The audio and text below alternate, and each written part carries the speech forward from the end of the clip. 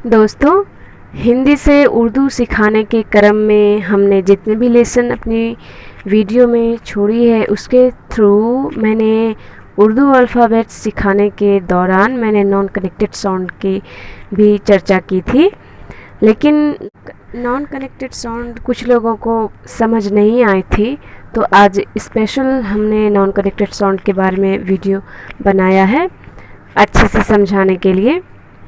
वो अक्षर जिनको बाद में किसी दूसरे अक्षर के साथ नहीं जोड़ा जा सकता वो नॉन कनेक्टेड साउंड है।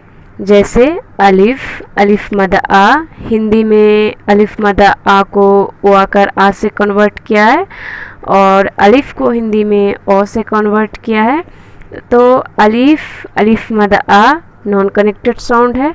जैसे यहाँ पर हमने अलिफ का इस्तेमाल किया है तो अलिफ रा में कनेक्ट नहीं है, लेकिन जीम में कनेक्ट है।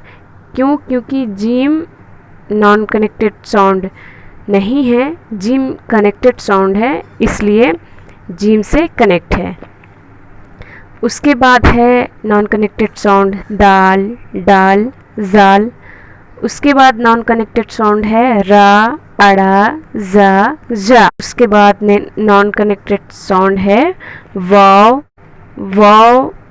जहाँ पर भी आता है वाव किसी भी अल्फाज से कनेक्ट नहीं हो रहा है। जैसे हमने यहाँ पर लिखा है वरक, हिंदी में वरक, वरना, बोलो। तो वाव किसी भी लफ्ज़ के आगे आता है तो कनेक्ट नहीं होता है, लेकिन बाद में आएगा तो कनेक्ट होगा।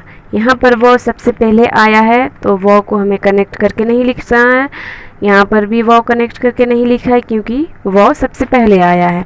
लेकिन यहाँ पर हमने इस वो को एक अल्फाज में कनेक्ट किया है। जैसे ये बा है, ये लाम है, तो लाम यहाँ बा में हमने वो को कनेक्ट किया है, यहाँ लाम में हमने वो को कनेक्ट किया है। क्यों? क्योंकि वो बाद में आया है, पहले नहीं आया है।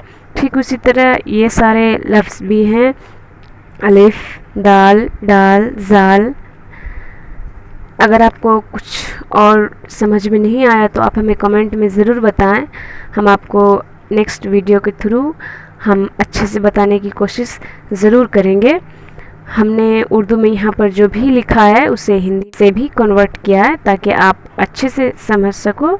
नेक्स्ट लेसन के लिए प्लीज़ सब्सक्राइब माय चैनल, और वीडियो अगर आपके लिए हेल्पफुल हो रही है तो प्लीज़ लाइक माय वीडियो।